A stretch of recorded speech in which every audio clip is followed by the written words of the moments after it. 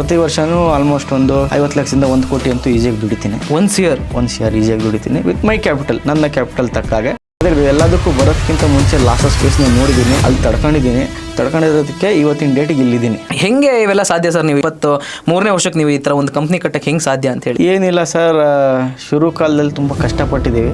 ಆ ಕಷ್ಟ ನಮ್ಗೆ ಇವತ್ತಿನ ಡೇಟ್ಗೆ ಇಲ್ಲಿ ತಂದು ಕೂರಿಸಿದೆ, ಈ ಲೆವೆಲ್ಗೆ ತಂದು ಕೂರಿಸಿದೆ. ಜರ್ನಿ ತುಂಬ ಕಷ್ಟವಾಗಿತ್ತು, ಆದರೆ ಈ ಒಂದು ಜರ್ನಿನ ನಾನು ಅದಷ್ಟೇ ಎಂಜಾಯ್ ಮಾಡಿದ್ದೀನಿ. ಯಾಕಂದರೆ ಪ್ರಾಫಿಟು ಲಾಸು ಮಾರ್ಕೆಟಲ್ಲಿ ತುಂಬ ಕಾಮನ್, ಆದರೆ ಇಲ್ಲಿ ಅಪ್ ಆ್ಯಂಡ್ ಡೌನ್ ಆದಾಗ ಜನರು ಯಾವ ಥರ ಚೇಂಜ್ ಆಗ್ತಾರೆ, ನನ್ನ ಮೈಂಡ್ ಸೆಟ್ ಯಾವ ಥರ ಚೇಂಜ್ ಆಗುತ್ತೆ, ನಾನು ಯಾವ ಥರ ಇರಬೇಕು ಅನ್ನೋದನ್ನು ಜೀವನ ನನಗೆ ಹೇಳ್ಕೊಟ್ಟಿದೆ. ಈಗ ಸೂರಜ್ ಮಹೇಶ್ ಅವರು ಇದಿಷ್ಟು ಹೊರತುಪಡಿಸಿ ಏನಂತಂದರೆ 23 ವರ್ಷಕ್ಕೆ ಒಂದು ಕಂಪ್ನಿನ ಮಾಡಿದ್ದಾರೆ. ಸೊ ಈಗ ಪ್ರಿವಿಯಸ್ 2023 ಓಪನ್ ಆಗಿರೋದು ಎಲ್ಲರಿಗೂ ಗೊತ್ತಿರೋ ಪ್ರಕಾರ. ಆ ಟೈಮಲ್ಲಿ ಓಪನ್ ಮಾಡಬೇಕು ಅನ್ನೋ ನಿರ್ಧಾರ ಏನಕ್ಕೆ ಬಂತು? ಯಾಕೆಂದ್ರೆ ಅವಾಗೆಲ್ಲ ಹೆಂಗಿರುತ್ತೆ ಅಂದ್ರೆ ನಾನು ದುಡ್ಡು ಮಾಡೋದು ಸಾಕು ಬಿಡ ಮರೆಯ, ಯಾಕೆ ಬೇಕು ಊರ ಸಾಬ್ರಿ ಅನ್ನೋದು ಒಂದು ಇರುತ್ತೆ ಮೈಂಡಲ್ಲಿ.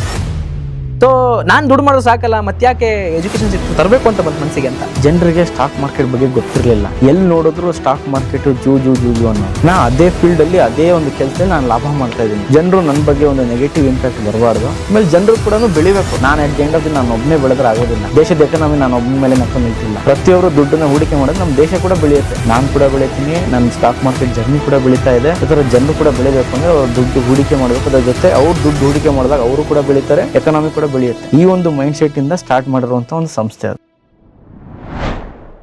ಸರ್ ಸ್ವಾಗತ ನಿಮಗೆ ಸಣ್ಣ ಕತೆ ನಿಮ್ಮ ಜೊತೆ ಯೂಟ್ಯೂಬ್ ಚಾನಲ್ಗೆ. ಹೇಗಿದ್ದೀರಾ? ಏನು ತಾನು? ನಾವು ಚೆನ್ನಾಗಿದ್ದೀವಿ ಸರ್, ನೀವು ಹೇಳಿ. ಸರ್ ಅದ್ಭುತವಾಗಿದ್ದೀವಿ. ಹೆಂಗಿದೆ ನಿಮ್ಮ ಜರ್ನಿ, ಹೆಂಗಿದೆ ನಿಮ್ಮ ಲೈಫು? ಜರ್ನಿ ಮತ್ತು ಲೈಫ್ ಎರಡು ಅಪ್ಸ್ ಆ್ಯಂಡ್ ಡೌನ್ಸಿಂದ ಬಂದು ಇವತ್ತಿನ ಡೇಟಿಗೆ ಒಂದು ಮಟ್ಟಕ್ಕೆ ಇದೆ ಸರ್. ಒಂಥರ ಟ್ರೇಡಿಂಗ್ ಥರನೇ ಅಪ್ ಆ್ಯಂಡ್ ಡೌನ್.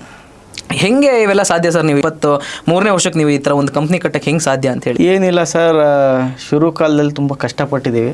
ಆ ಕಷ್ಟ ನಮ್ಗೆ ಇವತ್ತಿನ ಡೇಟ್ಗೆ ಇಲ್ಲಿ ತಂದು ಕೂರಿಸಿದೆ, ಈ ಲೆವೆಲ್ಗೆ ತಂದು ಕೂರಿಸಿದೆ. ಇದಿಷ್ಟು ಆದಾಗ ನಿಮ್ಮ ಲೈಫ್ ಜರ್ನಿ ಹೇಗಿತ್ತು ಅಂತ ಹೇಳ್ಬಿಟ್ಟು ನೀವು ಒಂದಿಷ್ಟು ಎಜುಕೇಷನ್ ಮಾಡ್ಕಂತಾನೆ ಜೊತೆಯಲ್ಲಿ ಟ್ರೇಡಿಂಗ್ ಜರ್ನಿ ಸ್ಟಾರ್ಟ್ ಮಾಡಿದ್ರ.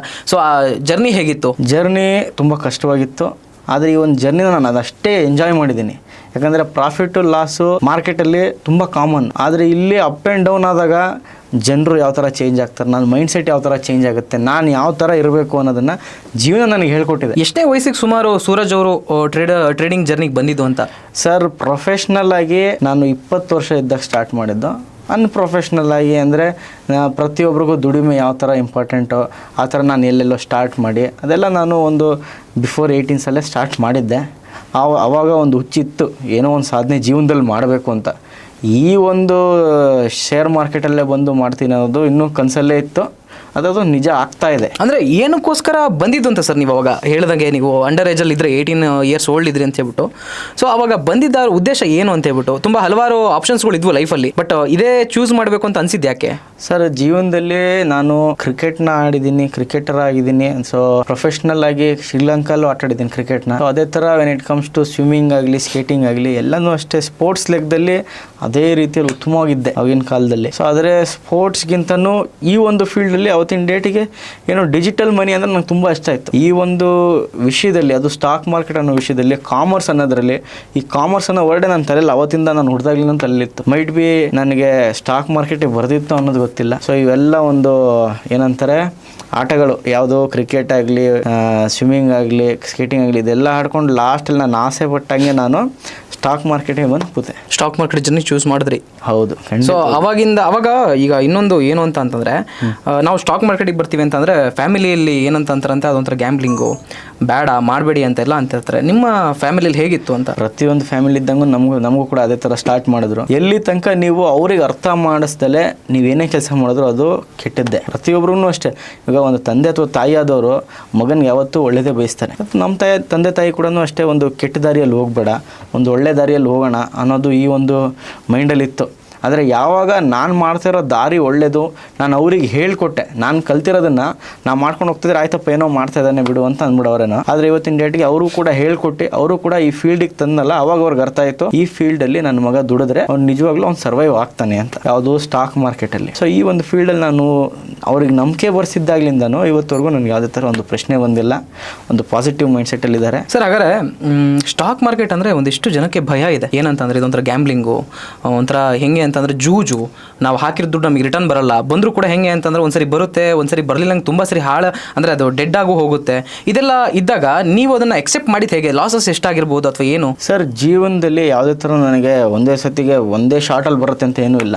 ಪ್ಲಸ್ ಕಲಿದಲ್ಲೇ ಏನೇ ವಿದ್ಯೆ ಮಾಡಿದ್ರು ಇಟ್ ಇಸ್ ವೇಸ್ಟ್. ಯಾಕೆ ಅಂತ ಕೇಳಿದ್ರೆ ಇವತ್ತಿನ ದಿನ ನೀವು ಕಲಿದಲ್ಲೇ ನಾನೊಬ್ಬ ಇವಾಗ ನೀವು ಕಲಿದಲ್ಲೇ ನೀವು you are not an engineer, ಯಾವುದೇ ಥರ ಕೆಲಸಕ್ಕೆ ಹೋಗೋಕ್ಕಾಗೋದಿಲ್ಲ, ನಿಮಗೆಲ್ಲೂ ದುಡಿಮೆ ಇರೋದಿಲ್ಲ. ಅದೇ ಥರ ಸ್ಟಾಕ್ ಮಾರ್ಕೆಟ್ ಅಂತ ಬಂದಾಗ ಎಜುಕೇಷನ್ ಇಲ್ದಲೇ ನಾನು ದುಡ್ಡು ಇಟ್ಕೊಂಡು ನಾನು ದುಡ್ಡು ಮಾಡ್ತೀನಿ ಅನ್ನೋದ್ರ ಸುಳ್ಳು. ಸ್ಟಾಕ್ ಮಾರ್ಕೆಟಲ್ಲಿ ದುಡ್ಡಿನ ಅವಶ್ಯಕತೆ ತುಂಬ ಇದೆ. ದುಡ್ಡಿರೋರು ದುಡ್ಡು ಮಾಡ್ತಾರೆ.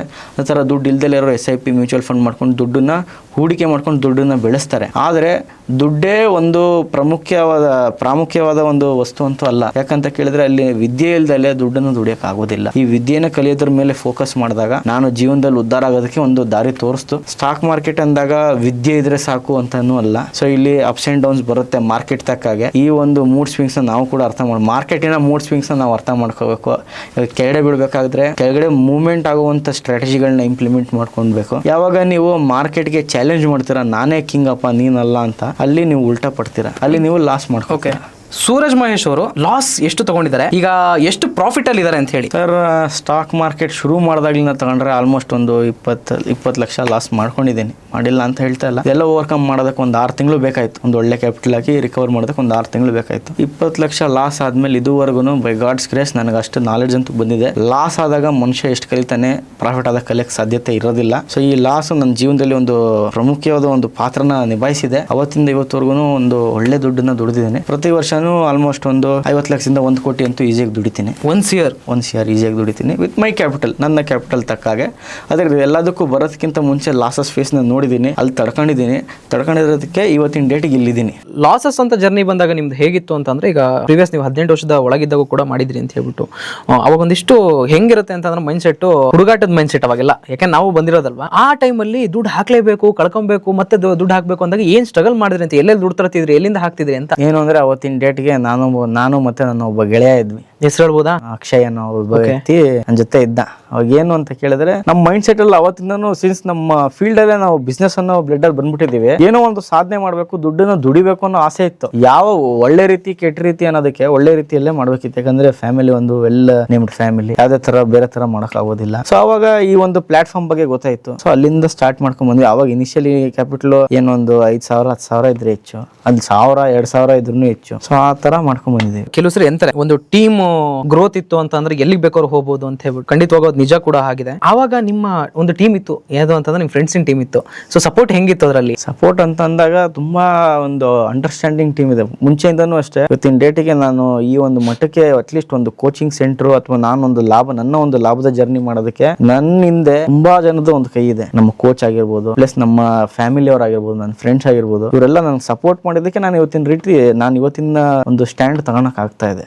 ಓಕೆ, ಸೂರಜ್ ಅವರು ಕೋಚಿಂಗ್ ಸೆಂಟರ್ ನ ಓಪನ್ ಮಾಡಿದ್ದಾರೆ. ಈಗ ಸೂರಜ್ ಮಹೇಶ್ ಅವರು ಇದಿಷ್ಟು ಹೊರತುಪಡಿಸಿ ಏನಂತ ಅಂತಂದ್ರೆ 23 ವರ್ಷಕ್ಕೆ ಒಂದು ಕಂಪ್ನಿನ ಮಾಡಿದ್ದಾರೆ. ಸೊ ಈಗ ಪ್ರಿವಿಯಸ್ 2023 ಓಪನ್ ಆಗಿರೋದು ಎಲ್ಲರಿಗೂ ಗೊತ್ತಿರೋ ಪ್ರಕಾರ. ಆ ಟೈಮಲ್ಲಿ ಓಪನ್ ಮಾಡಬೇಕು ಅನ್ನೋ ನಿರ್ಧಾರ ಏನಕ್ಕೆ ಬಂತು? ಯಾಕೆಂದ್ರೆ ಅವಾಗೆಲ್ಲ ಹೆಂಗಿರುತ್ತೆ ಅಂತ, ನಾನು ದುಡ್ಡು ಮಾಡೋದು ಸಾಕು ಬಿಡ ಮರೆಯ, ಯಾಕೆ ಬೇಕು ಊರ ಸಾಬ್ರಿ ಅನ್ನೋದು ಒಂದು ಇರುತ್ತೆ ಮೈಂಡ್ ಅಲ್ಲಿ. ಸೊ ನಾನು ದುಡ್ಡು ಮಾಡೋದು ಸಾಕಲ್ಲ, ಮತ್ತೆ ಯಾಕೆ ಎಜುಕೇಶನ್ ಸೆಕ್ಟರ್ ತರಬೇಕು ಅಂತ ಬಂತು ಮನಸ್ಸಿಗೆ ಅಂತ. ಜನರಿಗೆ ಸ್ಟಾಕ್ ಮಾರ್ಕೆಟ್ ಬಗ್ಗೆ ಗೊತ್ತಿರಲಿಲ್ಲ. ಎಲ್ಲಿ ನೋಡಿದ್ರು ಸ್ಟಾಕ್ ಮಾರ್ಕೆಟ್ ಜೂ ಅನ್ನೋರು. ನಾ ಅದೇ ಫೀಲ್ಡ್ ಅಲ್ಲಿ ಅದೇ ಒಂದು ಕೆಲಸದಲ್ಲಿ ನಾನು ಲಾಭ ಮಾಡ್ತಾ ಇದ್ದೀನಿ. ಜನರು ನನ್ನ ಬಗ್ಗೆ ಒಂದು ನೆಗೆಟಿವ್ ಇಂಪ್ಯಾಕ್ಟ್ ಬರಬಾರ್ದು. ಆಮೇಲೆ ಜನರು ಕೂಡ ಬೆಳಿಬೇಕು. ನಾನು at the end of the ನಾನು ಒಬ್ಬನೇ ಬೆಳೆದ್ರೆ ಆಗೋದಿಲ್ಲ. ದೇಶದ ಎಕನಾಮಿ ನಾನು ಒಬ್ಬನ ಮೇಲೆ ನಂತೂ ನಿಲ್ತಿಲ್ಲ. ಪ್ರತಿಯೊಬ್ಬರು ದುಡ್ಡನ್ನ ಹೂಡಿಕೆ ಮಾಡೋದು ನಮ್ಮ ದೇಶ ಕೂಡ ಬೆಳೆಯುತ್ತೆ. ನಾನು ಕೂಡ ಬೆಳಿತೀನಿ, ನನ್ನ ಸ್ಟಾಕ್ ಮಾರ್ಕೆಟ್ ಜರ್ನಿ ಕೂಡ ಬೆಳೀತಾ ಇದೆ. ಅದರ ಜನರು ಕೂಡ ಬೆಳಿಬೇಕು ಅಂದ್ರೆ ಅವ್ರ ದುಡ್ಡು ಹೂಡಿಕೆ ಮಾಡಬೇಕು. ಅದ್ರ ಜೊತೆ ಅವ್ರು ದುಡ್ಡು ಹೂಡಿಕೆ ಮಾಡಿದಾಗ ಅವರು ಕೂಡ ಬೆಳೀತಾರೆ, ಎಕನಾಮಿ ಕೂಡ ಬೆಳೆಯುತ್ತೆ. ಈ ಒಂದು ಮೈಂಡ್ ಸೆಟ್ ಇಂದ ಸ್ಟಾರ್ಟ್ ಮಾಡಿರುವಂತ ಒಂದು ಸಂಸ್ಥೆ ಅದು. ಬೆಂಗಳೂರಲ್ಲಿ ಕೂಡ ನಿಮ್ದೊಂದು ಎಜುಕೇಶನ್ ಸೆಂಟರ್ ಇದೆ, ಎಲ್ಲಿ ಅಂದ್ರೆ ಅತಿಗುಪ್ಪೆ ಹತ್ರ. ಸೊ ದಾವಣಗೆರೆ ಮಾಡೋ ನಿರ್ಧಾರ ಯಾಕೆ ಬಂತು? ಬೆಂಗಳೂರಲ್ಲಿ ಇದೆ, ತುಂಬಾ ಜನಸಂಖ್ಯೆ ಕೂಡ ಇದೆ, ಸಾಕು ನನಗೆ ಅಂತ ನಿಮ್ಗೆ ಯಾಕೆ ಅನ್ಸ್ಲಿಲ್ಲ? ಬೆಂಗಳೂರಲ್ಲಿ ಇದ್ದಾಗ ನಾನು ಬೆಂಗಳೂರು ಜನರನ್ನ ತುಂಬಾ ಚೆನ್ನಾಗಿ ಅವರಿಗೆ ಸ್ಟಾಕ್ ಮಾರ್ಕೆಟ್ ಬಗ್ಗೆ ಹೇಳ್ಕೊಟ್ವಿ. ಅದೇ ತರ ಪ್ರತಿ ಒಂದು ಡಿಸ್ಟ್ರಿಕ್ಟ್ ಅಲ್ಲೂ ಒಂದು ಇವೆಂಟ್ ಗಳನ್ನ ಮಾಡ್ತೀವಿ, ಫ್ರೀ ವರ್ಕ್ಶಾಪ್ ಗಳನ್ನ ಮಾಡ್ತಾ ಇದ್ವಿ. ಅದೇ ತರ ದಾವಣಗೆರೆ ಜನರಲ್ಲಿ ನನಗೆ ಆ ಒಂದು ಪೊಟೆನ್ಶಿಯಲ್ ಕಾಣಿಸ್ತು. ಪ್ರತಿಯೊಬ್ಬರು ಸ್ಟಾಕ್ ಮಾರ್ಕೆಟ್ ಅಂದಾಗ ಅಷ್ಟೇ ಉತ್ಸಾಹದಿಂದ ಇದ್ದಾರೆ. ಅವರಿಗೆ ಏನ್ ಏನ್ ಮಾಡ್ಬೇಕು ಅಂತ ಗೊತ್ತಾಗ್ತಾ ಇಲ್ಲ, ಆದ್ರೆ ಏನೋ ಒಂದು ಸಾಧನೆ ಮಾಡ್ತೀನಿ ಅನ್ನೋದು ಒಂದು ಉತ್ಸಾಹ ಇದೆ. ಅಲ್ಲಿ ನಾನು ನನ್ನ ಒಂದು ರೆಪ್ಲಿಕಾನ ನೋಡ್ತೀನಿ, ಅಂದ್ರೆ ನನ್ನ ಒಂದು ಬಿಹೈಂಡ್ ಒಂದು ಪಾಸ್ಟ್ ನನ್ನ ಅಲ್ಲಿ ಕಾಣಿಸ್ತಾ ಇದ್ದೀನಿ. ಅದಕ್ಕೋಸ್ಕರ ಅಲ್ಲೊಂದು ಸಂಸ್ಥೆನ ಓಪನ್ ಮಾಡಿದ್ರೆ ಖಂಡಿತವಾಗ್ಲು ನಾನು ನಮ್ಮ ದಾವಣಗೆರೆ ಜನರಿಗೆ ಹೆಲ್ಪ್ ಮಾಡ್ದಂಗ ಆಗುತ್ತೆ. ಒಂದು ಕೋಚಿಂಗ್ ಸೆಂಟರ್ ಅಲ್ಲಿ ಸ್ಟಾಕ್ ಮಾರ್ಕೆಟ್ ಬಗ್ಗೆ ಒಂದು ಎಜುಕೇಶನ್ ನ ಕೊಟ್ಟಂಗ ಆಗುತ್ತೆ. ಅದರಿಂದ ಅವರು ಕೂಡ ಲಾಭ ಮಾಡಬಹುದು ಅನ್ನೋ ಉದ್ದೇಶದಿಂದ ಆ ಒಂದು ಸಂಸ್ಥೆನ ಓಪನ್ ಮಾಡಿದ್ದೀನಿ. ಅಂದ್ರೆ ಈಗ ದಾವಣಗೆರೆ ಒಂದು ಮಾಡಿದಿರಾ, ಹಾಗಾದ್ರೆ ಸೂರಜ್ ಮಹೇಶ್ ಅವ್ರ ಮೋಟೋ ಏನು, ಎಲ್ಲಿ ತನಕ ಎಲ್ಲೆಲ್ಲಿ ಮಾಡ್ಬೇಕು ಅಂತಿದೆ ಬ್ರಾಂಚಸ್ ಗಳನ್ನ ಅಂತ? ಪ್ರತಿಯೊಂದು ಡಿಸ್ಟ್ರಿಕ್ಟ್ ಅಲ್ಲೂ ಒಂದು ಅಕಾಡೆಮಿನ ಓಪನ್ ಮಾಡಬೇಕು. ಪ್ರತಿಯೊಬ್ಬರಿಗೂ ಸ್ಟಾಕ್ ಮಾರ್ಕೆಟ್ ಬಗ್ಗೆ ನಾಲೆಡ್ಜ್ ಇರಬೇಕು. ಪ್ರತಿಯೊಬ್ರು ಸ್ಟಾಕ್ ಮಾರ್ಕೆಟ್ ಅಲ್ಲಿ ಹೂಡಿಕೆ ಮಾಡಿ ಲಾಭ ಮಾಡಬೇಕು. ಸೊ ಈ ಒಂದು ಮೈಂಡ್ ಸೆಟ್ ನ ಇಟ್ಕೊಂಡೆ ಪ್ರತಿ ಒಂದ್ ಕಡೆನೂ ಸಂಸ್ಥೆನ ಓಪನ್ ಮಾಡ್ತೀವಿ. ಅತಿ ಶೀಘ್ರದಲ್ಲಿ ಮೈಸೂರು ಬ್ರಾಂಚ್ ಕೂಡ ಬರ್ತಾ ಇದೆ. ಸೊ ಮೈಸೂರು ಜನತೆ ಕೂಡ ಸ್ಟಾಕ್ ಮಾರ್ಕೆಟ್ ಬಗ್ಗೆ ಎಜುಕೇಶನ್ ನ ಕೊಟ್ಟೆ ಕೊಡ್ತೀವಿ. ಹಾಗಾದ್ರೆ ಈಗ ಫಸ್ಟ್ನೇ ಬ್ರಾಂಚ್ ಬಂದ್ಬಿಟ್ಟು ಬೆಂಗಳೂರು, ಸೆಕೆಂಡ್ನೇ ಬ್ರಾಂಚ್ ದಾವಣಗೆರೆ, ಮೂರನೇ ಬ್ರಾಂಚ್ ಬಂದ್ಬಿಟ್ಟು ಮೈಸೂರಲ್ಲಿ ಓಪನ್ ಮಾಡ್ತೀರಾ ಹಾಗಾದ್ರೆ ನೀವು ಹೇಳ್ತಿರೋದು? ಖಂಡಿತವಾಗ್ಲು. ಓಹೋ, ದೊಡ್ಡ ಪ್ರಾಜೆಕ್ಟ್ ಇದೆ ಹಾಗಾದ್ರೆ ನಿಮ್ಮ ಹತ್ರ ಇಲ್ಲಿ. ಖಂಡಿತವಾಗ್ಲು. ಇವು ಎಲ್ಲ ಡಿಸ್ಟ್ರಿಕ್ಟ್ ಅಲ್ಲಿ ಇರುವಂತ ಎಲ್ಲರನ್ನು ಕೂಡ ಎಜುಕೇಟ್ ಮಾಡಬೇಕು. ಹೌದು. ಆಮೇಲೆ ಇನ್ನೊಂದು ಹೀಗೆ ನಾವು ಮಾತಾಡೋದಾಯ್ತು ಅಂತಂದ್ರೆ ಎಜುಕೇಶನ್ ಗೆ ಅಂತ ಹೇಳ್ಬಿಟ್ಟು ನಮ್ ಜನರು ತುಂಬಾ ಇನ್ವೆಸ್ಟ್ ಮಾಡಕ್ ರೆಡಿ ಇದಾರೆ. ಮೀನ್ಸ್ ನೀನು ಡಾಕ್ಟರ್ ಮಾಡ್ತೀಯಾ, ನಾನು ಇಷ್ಟು ಲಕ್ಷ ಕೊಡಕ್ ರೆಡಿ ಇದೀನಪ್ಪ, ನೀನ್ ಮಾಡು, ನೀನ್ ಡಾಕ್ಟರ್ ಆಗಬೇಕು. ನೀನ್ ಇಂಜಿನಿಯರ್ ಆಗ್ತೀಯಾ, ಆಯ್ತು ತಗೋ, ದುಡ್ಡಿನ ಚಿಂತನೆ ಬೇಡ, ಇಂಜಿನಿಯರ್ ಆಗಬೇಕು. ಅಕಸ್ಮಾತ್ ನಮ್ಮ ಮಿಡಲ್ ಕ್ಲಾಸ್ ಫ್ಯಾಮಿಲಿಗಳನ್ನ ಒಂದು ಪಕ್ಷ ಒಂದ್ ಸೈಡ್ ತಗೊಂಡ್ಬಿಟ್ರೆ ಅವ್ರ ಹೆಂಗೆ ಅಂತಂದ್ರೆ ಅಟ್ಲೀಸ್ಟ್ ನೀನು ಏನಪ್ಪಾ, ನೀನು ಒಂದು ಡಿಗ್ರಿ ಮಾಡ್ಕೋ, ಡಿಗ್ರಿ ಒಂದು 45,000 ಖರ್ಚಾಗುತ್ತೆ, 50,000 ಖರ್ಚಾಗುತ್ತೆ, ಮಾಡು, ಬೇಡ ಅನ್ನಲ್ಲ. ಹಾಗಾದ್ರೆ ಯಾಕೆ ಈಗಿನ ನಮ್ಮ ಸಿಚುವೇಶನ್ ಪ್ರೆಸೆಂಟ್ ಅಲ್ಲಿ ತಂದೆ ತಾಯಿಗಳಾಗಿರ್ಬೋದು ಅಥವಾ ಹುಡುಗರಾಗಿರ್ಬೋದು ಅಂದ್ರೆ ಎಜುಕೇಶನ್, ಈಗ ಕಂಪ್ಯೂಟರ್ ಕ್ಲಾಸಿಗೆ ಹೋದ್ರೆ ನಿಮಗೆ ಗೊತ್ತಿದೆ ಏನು ಅಂತಂದ್ರೆ ಖರ್ಚು ಮಾಡ್ಕೊಂಡೆ ಕಂಪ್ಯೂಟರ್ ಎಲ್ಲ ಕಲಿತೀವಿ. ನಾವು ಓದಿರೋ ವಿದ್ಯೆ ನಮಗೆ ಜೀವನ ಕೊಡ್ತಿಲ್ಲ. ಹೌದು, ಕರೆಕ್ಟಾ? ಹಾಗಾದ್ರೆ ಯಾಕೆ ಬರ್ತಿಲ್ಲ ಅಂತ ಹೇಳ್ಬಿಟ್ಟು ಈಗಿನ ಪ್ರೆಸೆಂಟ್ ಸಿಚುವೇಶನ್ ಅಲ್ಲಿ ಇದನ್ನ ಕಲಿಯಕ್ಕೆ? ತುಂಬಾ ಜನ ಮಿಡಿಲ್ ಕ್ಲಾಸ್ ಇರೋರು ತುಂಬಾ ಒಂದು ಸ್ಕ್ಯಾಮ್ ಗಳಿಗೆ ಒಳಗಾಗಿದ್ದಾರೆ. ಲಕ್ಷಾಂತರ ರೂಪಾಯಿ ಕಾಲೇಜ್ ಫೀಸ್ ಕೊಡ್ತಾ ಇದಾರೆ. ಅಲ್ಲಿ ಆ ಲಕ್ಷಾಂತರ ರೂಪಾಯಿ ಕಾಲೇಜ್ ಫೀಸ್ ನ ಕೊಟ್ಟರು at the end of the day ಅವ್ರಿಗೆ ಸ್ಯಾಲರಿ ಸಿಗ್ತಾ ಇರೋದು 20,000 50,000 ರೂಪಾಯಿ ಸ್ಯಾಲರಿ ಸಿಗ್ತಾ ಇದೆ. ಅವರು 18ರಿಂದ 22 ವರ್ಷದ ಜೀವನನೇ ಅವ್ರು ಮುಡುಕ್ ಕೊಟ್ಬಿಟ್ಟಿದ್ದಾರೆ ಕಾಲೇಜ್ಗಳಿಗೆ, ಸ್ಕೂಲ್ಗಳಿಗೆ, ಎಜುಕೇಶನ್ಗೆ. ಅದರಿಂದ ಅವ್ರಿಗೆ ಸ್ಯಾಟಿಸ್ಫ್ಯಾಕ್ಷನ್ ಸಿಗ್ತಾ ಇಲ್ಲ. ಅದೇ ತರ ಅವ್ರಿಗೆ ಒಂದು ಸೆಕೆಂಡರಿ ಸೋರ್ಸ್ ಆಫ್ ಇನ್ಕಮ್ ಸಿಗ್ತಾ ಇಲ್ಲ. ಒಂದು 20,000 50,000 ಜಾಬ್ ನ ಫಿಕ್ಸ್ ಮಾಡಿಬಿಟ್ಬಿಟ್ಟಿರ್ತಾರೆ. ಅಲ್ಲಿ ಅವ್ರು ಅದೇ ದುಡ್ಡಲ್ಲಿ ಅವರು ಜೀವನ ನಡೆಸಬೇಕು. ಅವ್ರ ಫ್ಯಾಮಿಲಿ ಕೂಡ ಬರುತ್ತೆ ಇನ್ ಫ್ಯೂಚರ್. ಮಕ್ಳಿಗೆ ಎಜುಕೇಶನ್ ಹಾಕ್ಬೇಕು, ಮೆಡಿಕಲ್ ಎಕ್ಸ್ಪೆನ್ಸಸ್ ಗಳು ಬರುತ್ತೆ, ಮನೆ ರೆಂಟ್ ಗಳು ಬರುತ್ತೆ. ಇದೆಲ್ಲದ್ರ ಮಧ್ಯೆನೂ ಅವರ ಒಂದು ಖುಷಿಗಳನ್ನ ಅವರು ಇದ್ ಮಾಡಕ್ ಆಗ್ತಾ ಇಲ್ಲ. ಸೊ ಪ್ರತಿಯೊಬ್ಬರಿಗೂ ಒಂದು ಸೆಕೆಂಡರಿ ಸೋರ್ಸ್ ಆಫ್ ಇನ್ಕಮ್ ಬೇಕಾಗುತ್ತೆ. ಅದೇ ತರ ಅವರು ದುಡ್ಡನ್ನ ಬೆಳೆಸಬೇಕು ಅಂದಾಗ ಬೇಕೇ ಬೇಕಲ್ವಾ? ಅವರ ಇನಿಷಿಯಲ್ ಕ್ಯಾಪಿಟಲ್ ನ ತೆಗೆದ್ಬಿಟ್ಟು ಮಾರ್ಕೆಟ್ಗೆ ಹಾಕಿ ಇನ್ವೆಸ್ಟ್ ಮಾಡಿ ಅದ್ರಲ್ಲಿ ಬರೋ ಲಾಭದಲ್ಲಿ ಅವ್ರ ಜೀವನ ಒಂದು ಸಂತೋಷವಾಗಿ ಬದುಕಬಹುದು. ಅದೇ ನಾನು ಕೇಳಿರೋದು ಹೇಗೆ ಅಂತಂದ್ರೆ, ಈಗ ಯಾಕೆ ತಂದೆ ತಾಯಿಗಳು ಮುಂದಾಗ್ತಿಲ್ಲ ಮಕ್ಕಳಿಗೆ ಇದನ್ನ ಕಲ್ಸಕ್ಕೆ ಅಂತ ಹೇಳಿ? ಆ ಒಂದು ಫಿಯರ್ ಜನರಲ್ ಇದೆ, ಲಾಸ್ ಆಗ್ಬಿಡುತ್ತೆ, ಪ್ರಾಫಿಟ್ ಆಗ್ಬಿಡುತ್ತೆ ಅಂತ. ಯಾವುದೇ ಒಂದು ವ್ಯಾಪಾರ ಆಗ್ಲಿ, ಯಾವುದೇ ಒಂದು ಬಿಸ್ನೆಸ್ ಆಗ್ಲಿ, ಲಾಸ್ ಆಗದಲ್ಲೇ ಪ್ರಾಫಿಟ್ ಮಾಡಕ್ ಸಾಧ್ಯನೇ ಇಲ್ಲ. ಟ್ರೇಡಿಂಗ್ ಬಂದಿದ ತಕ್ಷಣ ನೀವು ಫಸ್ಟೇ ಲಾಭ ಮಾಡ್ತೀರಂತ ಯಾರು ಹೇಳ್ತಾ ಇಲ್ಲ. ಆ ಲಾಸ್ ಆದಾಗ ಅವ್ರು ಏನ್ ಪಾಠ ಕಲಿತಾರೆ ಅನ್ನೋದು ಮುಖ್ಯ. ಅಲ್ಲಿ ಅವ್ರು ಯಾವ ತರ ಅದನ್ನ ಎತ್ಕೊಂಡ್ ಬರ್ತಾರೆ ಅನ್ನೋದು ಮುಖ್ಯ. ಇವಾಗ ಲಾಸ್ ಆಗಿದ ತಕ್ಷಣ ನಾನು ಝೀರೋ ಅಂತ ಅಲ್ಲ. ಲಾಸ್ ಆಗಿದೆ ಅಂತ ಕೇಳಿದ್ರೆ ಆ ದೇವ್ರು ನಿಮ್ನ ಪರೀಕ್ಷೆ ಮಾಡ್ತಾ ಇದಾರೆ. ಇಲ್ಲಿಂದ ನೀವು ಮೇಡೋ ಸಾಧ್ಯತೆಗಳಿದೆ.